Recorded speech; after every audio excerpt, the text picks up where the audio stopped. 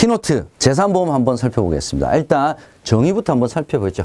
자, 재산보험은 생명보험의 성격, 손해보험의 성격 둘 다 가지고 있습니다. 대표적인 것이 뭐죠? 생명보험은 정액보상, 손해보험은 실손보상, 이 두 성격을 다 가지고 있습니다. 그래서 그레이존이다라고 얘기를 합니다.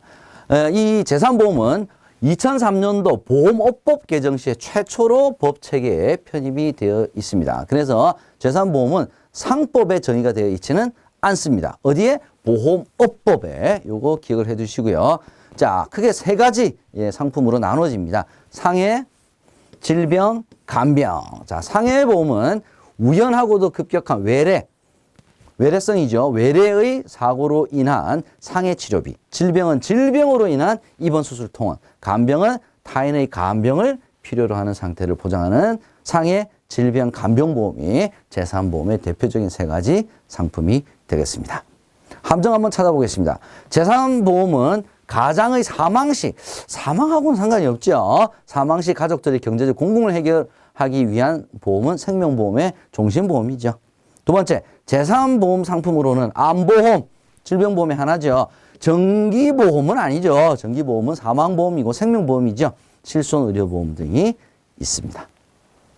키포인트 24번째 시간입니다. 재산보험 관련 법규 살펴보도록 하겠습니다.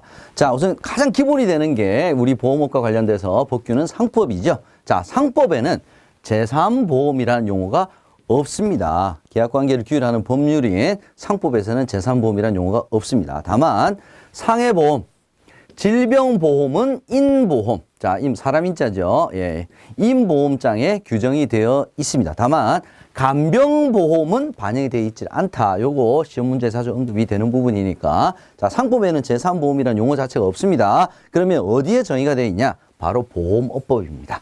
재산보험업은 보험업법에 정의가 되어 있는데 보험업법에서는 보험업을 자, 생명보험업, 손해보험업, 재산보험업으로 세 가지로 분류를 하고 있습니다. 그래서 재산보험은 보험업법에서 정의가 되어 있다. 그래서 재산보험은 독립된 하나의 보험업으로서 지위를 가지고 있습니다.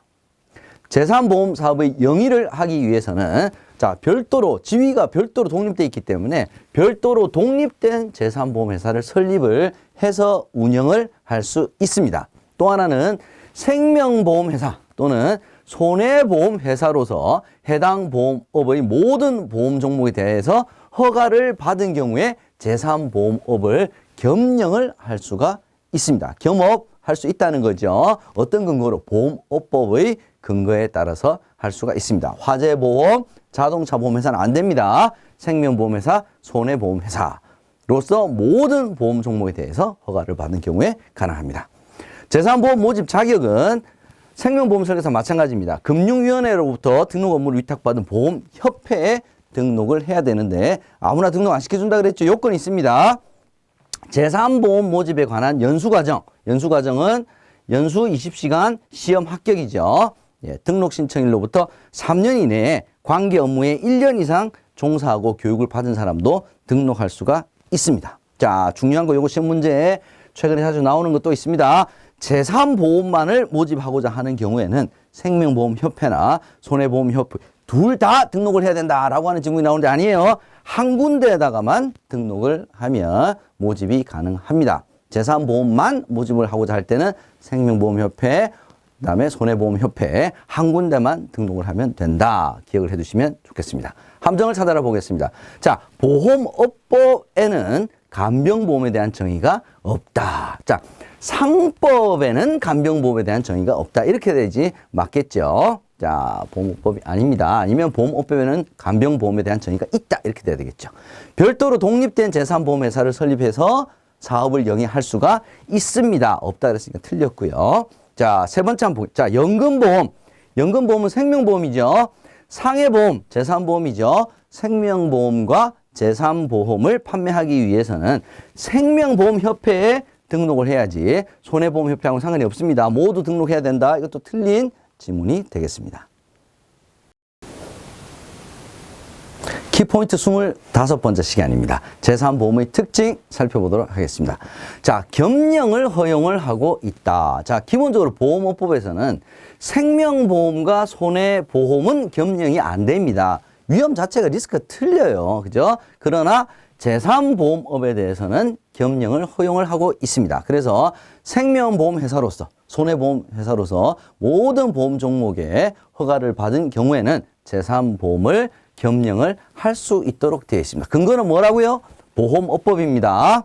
자, 그런데 질병사망보장은 주계약을 통해서는 제3보험에서는 질병사망보장을 못합니다. 근데 특약을 통해서는 할 수가 있습니다. 근데 생명보험에서 질병사망특약 부과요건과 손해보험의 질병사망 부과요건은 다릅니다. 생명보험은 제한이 없어요. 보험기간, 보험금액 다 제한이 없습니다. 근데 손해보험은 80세까지만 부과할 수 있고요. 금액도 2억 원까지만 할 수가 있습니다. 요거 시험 문제 출제 자주 됩니다. 꼭 여러분들 암기해 두셔야 됩니다.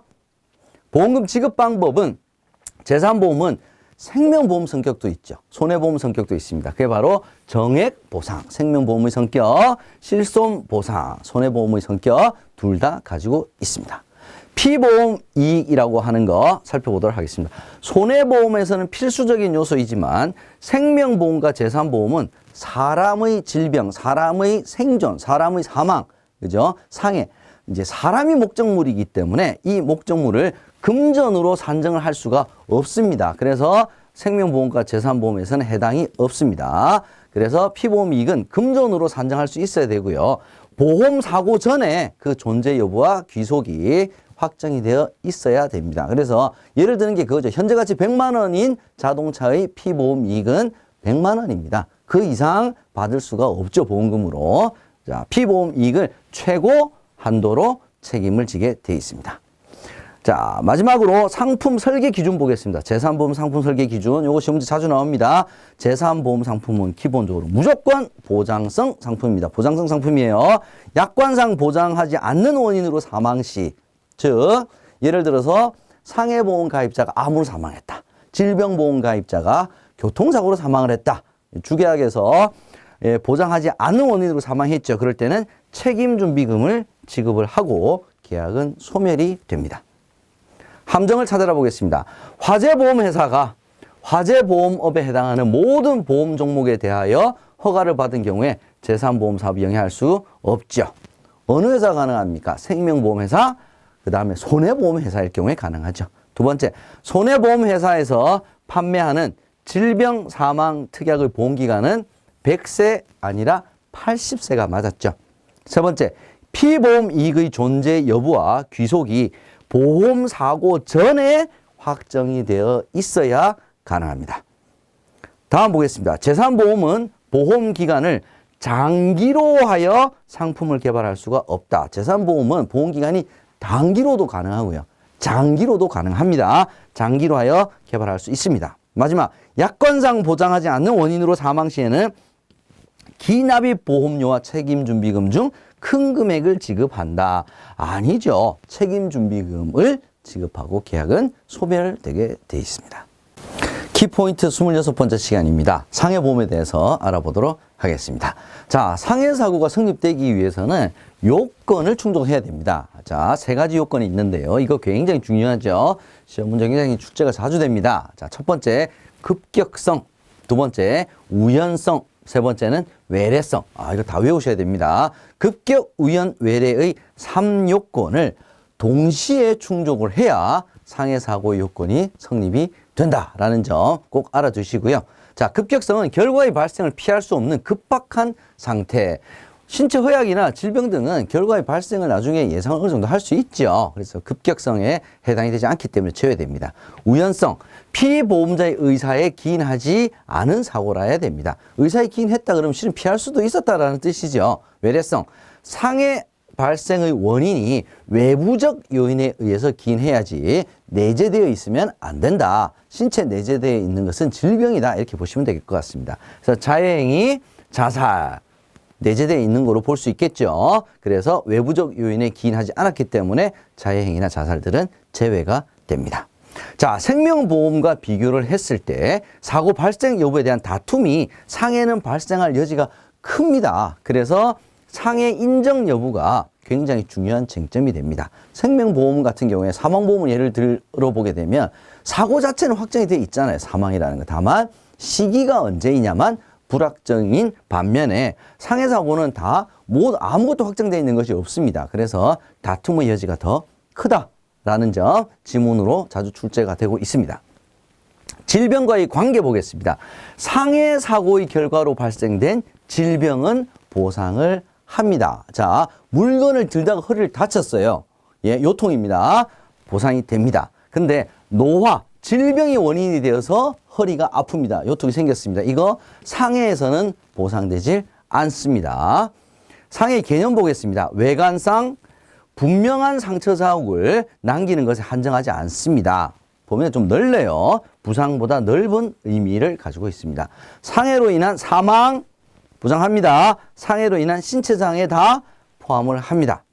생명보험회사에서 판매하고 있는 상해보험은 1급 감염병, 뭐 예를 들면 코로나 같은 경우까지 보장을 합니다. 그래서 같은 상해보험이지만 손해보험회사에서 판매하는 상해보험과 비교를 했을 때 보장 범위가 더 넓다라고 하는 특징을 가지고 있습니다. 가입 조건 보겠습니다. 보험기간 1년 이상입니다. 1년 이상이에요. 자, 65세에서 75세까지 고연령자도 가입이 가능합니다. 특약을 통해서만 질병 사망 부과 가능합니다.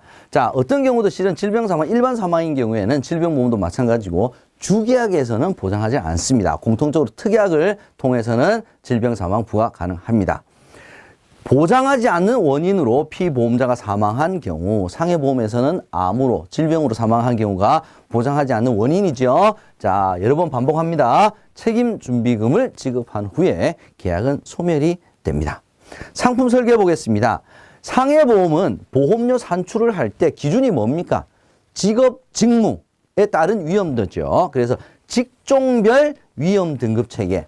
그죠? 그래서 같은 직종이면 단일률, 연령은 상관없습니다. 군단율을 이용을 하고 연령별로 구분하지가 않습니다. 질병보험은 직업직무와 상관이 없죠. 질병보험은 연령별로 위험도가 달라지기 때문에 연령을 기준으로 한다. 이렇게 비교를 해주시면 되겠습니다. 함정을 찾아라 한번 보겠습니다. 상해사고의 요건, 급격, 우연, 외래 맞네요. 이 세 가지가 다 동시에 충족이 돼야 되는데 한 개 이상은 충족돼야 된다. 틀린 질문이 되겠습니다. 두 번째, 생명보험에 비해 보험사고 발생 여부에 대한 다툼이 생길 여지가 크다 그랬죠. 상해는 다 불확정적이니까. 세 번째, 외관상 분명한 상처 자국을 남기는 것에 한정하지 않는다라고 하는 것이 상해보험의 개념이었죠. 예. 네 번째 보겠습니다. 연령별 위험 등급 체계가 적용된다. 연령이 딱 들어가면 이건 질병이죠. 예, 상해보험은 직업, 직무, 직종에 따른 위험 등급 체계, 단일률, 군단율을 사용한다가 특징이 되겠습니다. 키포인트 27번째 한번 알아보도록 하겠습니다. 직업별 위험 등급 및 직업 직무 변경 통지 의무에 관한 내용입니다. 자, 상해보험은 이 직업에 따라서 위험 등급이 나눠진다. 질병보험은 연령에 따라서 나눠진다. 이렇게 구별을 해 주셔야 되겠죠. 자, 상해보험의 경우에는 위험 직업과 비위험 직업 간의 위험률을 상이하게 적용을 한다가 가장 큰 핵심입니다. 총 5등급 또 이 등급에 따라서 위험률을 3단계로 차등 적용한다. 이 위험률 이 단어 여러분들 키워드입니다. 암기를 해 두셔야 됩니다. 자, 직업 직무가 만약에 변경되었을 때는 계약자 그리고 피보험자는 반드시 보험회사에 알려야 됩니다. 왜냐하면 변경되기 전 직업의 위험, 그죠? 그 위험에 따라서 보험료가 산정이 됐죠. 근데 직업 직무가 변경이 됐을 때는 이 위험 자체가 바뀌었기 때문에 반드시 통보를 해야 됩니다.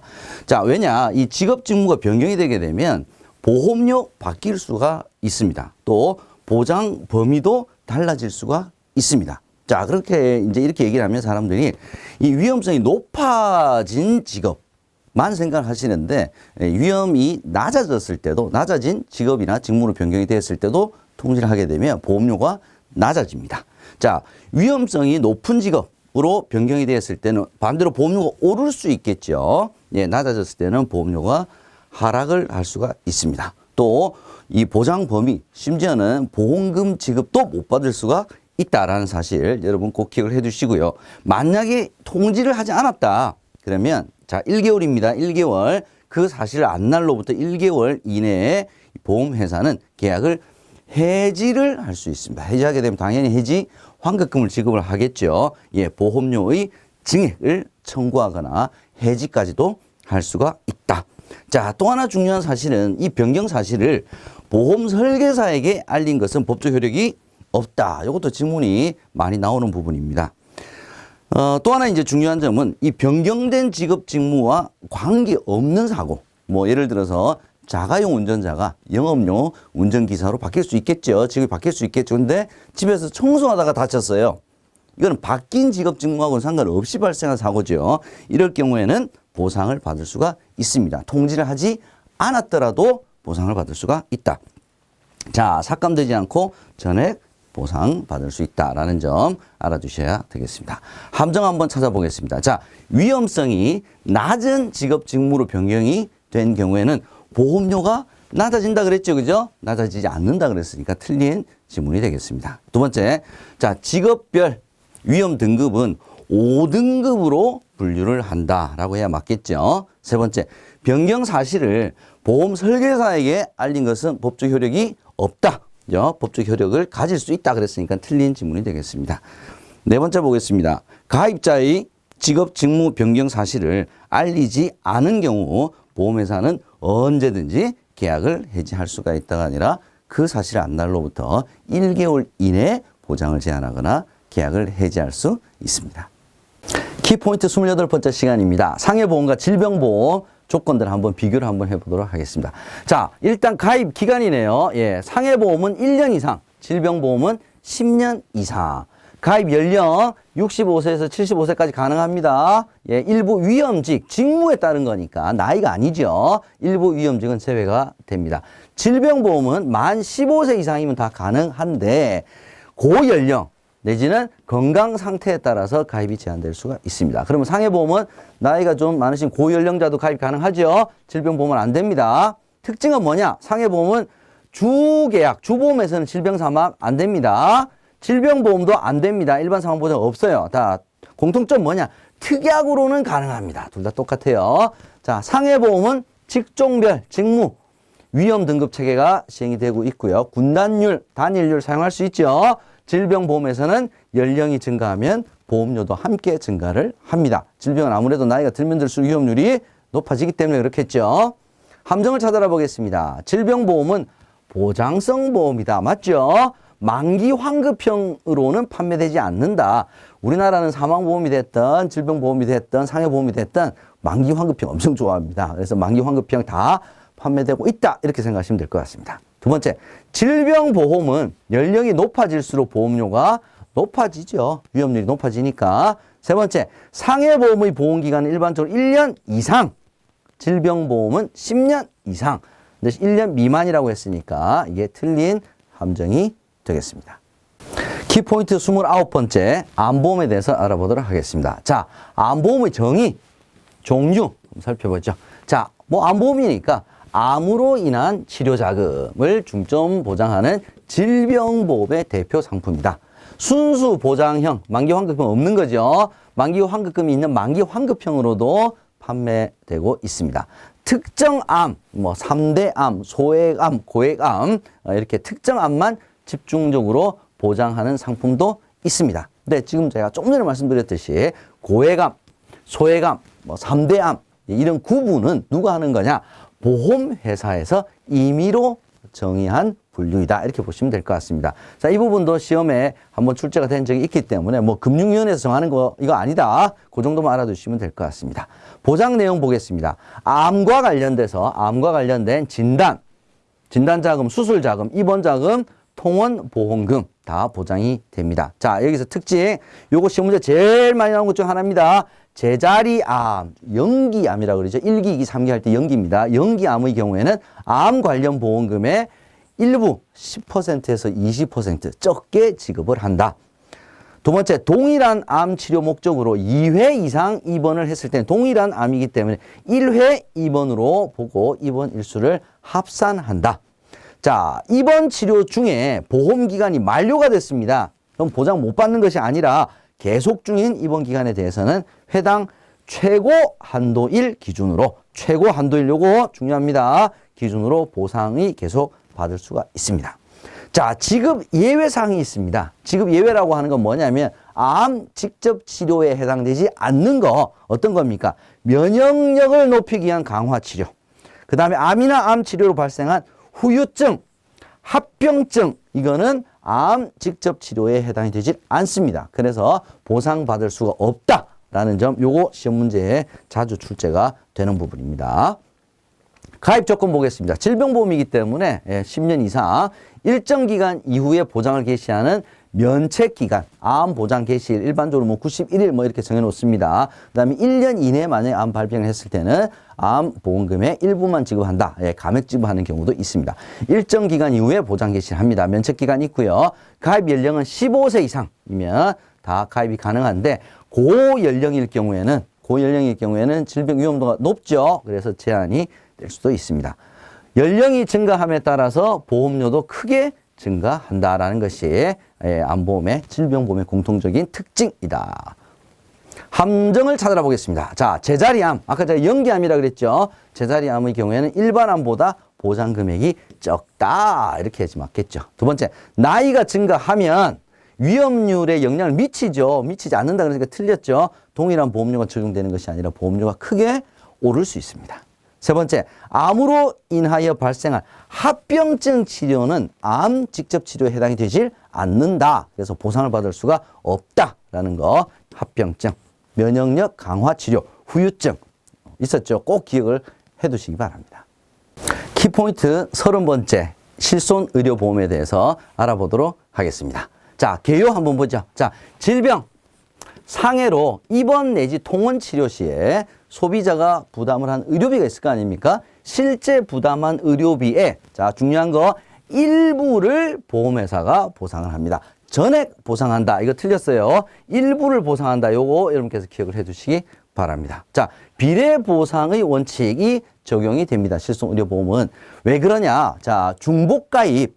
예를 들어서 실손의료보험을 한 3군데, 4군데다가 가입을 했다고 손치더라도 실제 부담한 의료비 범위 내에서만 보상을 받을 수 있기 때문에 보상 책임액, 각 보험회사가 가지는 보상 책임액 비율에 따라서 비례 보상을 한다. 이게 바로 상법에 근거를 했다. 이렇게 보시면 되겠습니다. 실손을 보상하는 다수의 계약을 체결한 경우라도 보험사고 발생 시 각각의 보험계약에서 지급하는 보험금은, 자, 보상 책임액, 요거 기억하셔야 돼요.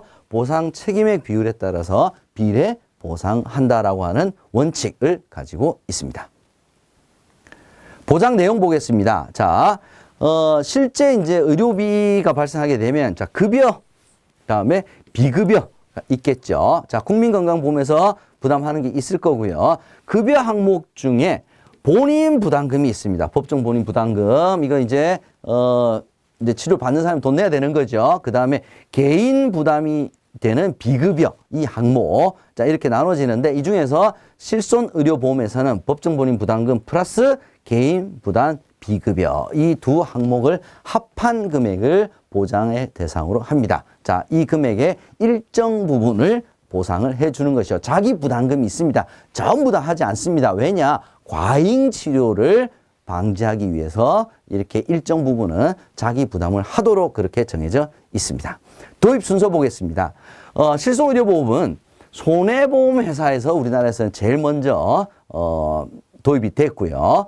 2003년도에 단체 실손이 생명보험회사, 그 다음에 개인 실손, 그 다음에 표준형 단독 실손, 그 다음에 지금은 단독형 상품으로만 판매가 되고 있습니다. 그래서 이 연도를 다 외우실 필요는 없는데 순서는 여러분들께서 생각해 보시면 되겠습니다. 순서는 좀 알아두셔야 될 것 같아요. 저는 어떻게 하냐면 손해보험이 먼저야, 그 다음에 단체가 먼저야, 마지막은 단독형이야. 저는 이렇게 암기를 하고 있습니다. 시험 문제 푸는데 이 정도만 아시게 되면 전혀 지장이 없으세요. 단독형이라고 하는 것은 무슨 뜻이냐면 특약으로는 가입할 수가 없다 이 말입니다. 무조건 주계약으로만 단독형으로만 가입을 할 수 있다. 특징입니다. 자, 다음 상품 구조 보겠습니다. 자, 실손의료보험은 기본형 플러스 특약 1, 2, 3, 1, 2, 3로 구성이 되어 있습니다. 자기부담금, 일부 자기부담해야 된다 그랬죠. 비율은 기본형과 특약이 서로 다릅니다. 기본형의 자기부담금 비율, 특약의 자기부담금 비율은 다르다.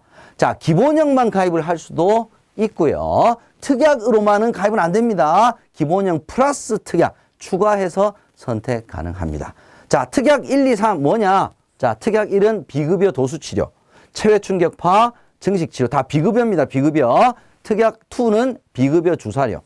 특약 3은 자기공명 영상진단, MRI, MRA 요걸 뜻하는 거죠. 그래서 특약 1, 2, 3을 다 추가해서 가입을 할 수 있다. 그 다음에 특약 1은 비급여 도수치료, 체외충격파, 증식치료. 특약 2는 비급여 주사료. 그 다음에 특약 3은 MRI, MRA다. 이렇게 여러분들께서 구별을 해주시면 좋을 것 같습니다. 자, 표준형의 자기부담금은 급여, 비급여 모두 80%. 선택형 2는 급여 90%, 비급여 80%. 이렇게 다릅니다. 선택형은 조금 더, 네, 그 대신 보험료 조금 더 비싸겠죠. 그죠? 자, 2번 5천만 원. 통원 1일 30만 원. 요거 기억하셔야 됩니다. 요거 시험 문제 자주 나옵니다. 예, 외래 처방조제비 합산 1일 최고 통원은 30만 원 이내에서 보장을 합니다. 함정을 찾아라 보겠습니다. 실손의료보험은 소비자가 실제 부담한 의료비 전액이 아니라 일부를 보상한다가 맞죠. 두 번째, 상품별로 납입한 보험료 비율액이 아니죠. 예, 보험료 비율에 따라서 비례 보상하는 것이 아니고 보상 책임액, 그죠? 예, 보험료 비율 아닙니다. 세 번째, 통원은 회당 최대 50만 원이 아니라 30만 원이죠. 이번 5천만 원 같이 기억합시다. 보험회사는 중복 계약 여부를 확인할 수 있습니다. 그죠? 어차피 중복으로 보상이 안 되기 때문에 가입 전에 반드시 중복 계약 체결 여부를 확인해야 됩니다. 자, 보험회사 확인할 수 있습니다. 근데 보험회사에서 실질적으로 중복 계약 체결을 여부를 확인하는 사람 누굽니까? 설계사가 하잖아요. 설계사가 확인할 수 없으면 어떻게 중복 계약 체결을 그 여부를 확인할 수 있겠습니까? 당연히 할 수가 있다. 이렇게 보시면 되겠습니다. 키포인트 31번째. 벌써 마지막 시간이네요. 간병보험에 대해서 알아보도록 하겠습니다. 자, 간병보험은 크게 두 가지로 나누어집니다. 예, 공적 장기 간병보험이냐, 민영 장기 간병보험이냐. 자, 공적 민영. 자, 여러분들 구별하실 수 있겠죠? 자, 여기서 먼저 공적 장기 간병보험은 2008년도 시작됐습니다. 민영 장기 간병보험은 2003년도. 누가 먼저 시작했죠? 민영이 먼저 시작됐다. 이렇게 보시면 될 것 같습니다. 자, 공적은 아무래도 국가에서 하는 거니까요. 장기간의 간병, 요양 문제를 사회 연대 원리에 따라서 국가와 사회가 분담한다. 이렇게 되어 있습니다. 대상은 자, 65세 이상 노인, 그 다음에 65세 미만이라도 노인성 질병을 가진 사람이 대상이 됩니다. 심신의 기능 상태에 따라서 장기 요양 인정 점수를 산정을 해서 판단을 해서 장기 간병 보험에서 보상을 해줍니다. 민영 장기 간병 보험은 개인적으로 준비하는 거겠죠. 우리나라는 정액 보상형으로, 요거 시험 문제 많이 나옵니다. 정액 보상 형태로 판매가 됩니다. 주계약으로도 가입할 수 있고요. 특약으로도 가입할 수 있는데 우리나라 같은 경우는 주계약으로 주로 많이 판매가 되고 있습니다. 가입 가능 연령은 65세 아닙니다. 30세 이후. 보험기간은 대부분 종신. 아주 일부가 80세 만기형이 있는데 누가 가입하겠습니까? 간병보험이라는 게 실은 나이가 들면 들수록 더 필요하게 되죠. 그래서 종신이 거의 대부분입니다. 피보험자의 사망, 간병연금 수령 종료 시에는 계약은 피보험자가 사라졌으니까 계약은 소멸됩니다.